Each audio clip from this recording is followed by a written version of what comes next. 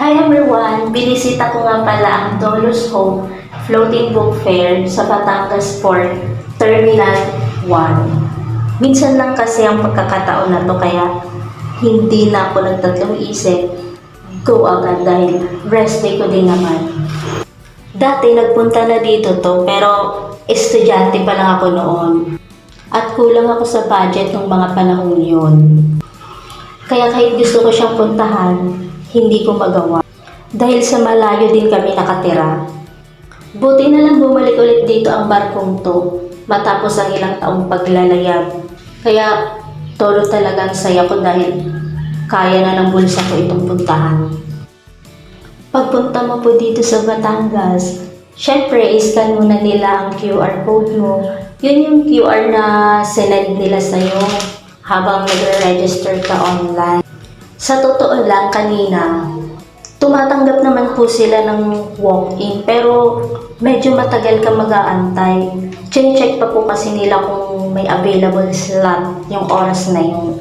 Kaya advice ko sa'yo para walang kuskus balungos, mag-register ka na lang online bago ka pumunta. 50 pesos nga pala ang entrance fee, tapos sa Philippine Coast Guard ay 6 pesos. Total of 56 pesos. Paano nga ba mag-commute? Kung manggagaling ka po ng Buendia or Hilpuyat LRT station, sa baba po nun may mga bus na pabatangas. Sakay ka.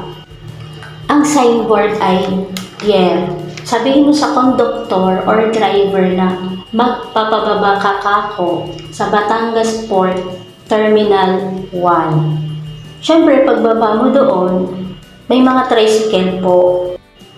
Sabihin mo, Batangas Port Terminal 1 ka lang. Tapos, pag andun ka na sa gate, sabihin mo sa guard, Dolus Hope ka. Ito nga pala itsura nito sa loob. Siyempre, maraming libro. Mura lang, karamihan is for children. Marami din po pala silang mga remembrance. Napabili pa nga ako. Ilan sa mga to, mga ballpen, pin, tapos ID lace, ref magnet, saka kung ano-ano pa po. Sa totoo lang, naghanap po ako ng t-shirt na may print ng Dolus Hope. Kaso, wala daw po sila noon. Pagkatapos nga po namin mamili ng mga libro, nagpunta din po kami sa cafe nila. Opo, tama po ang narinig nyo. Pag nakaramdam kayo ng gutom, meron silang kainan dito. At paglabas nyo, meron din po silang binibigay na libreng libro. Pero hindi na po kami nakakuha nun kasi ang bilis ko maglakad.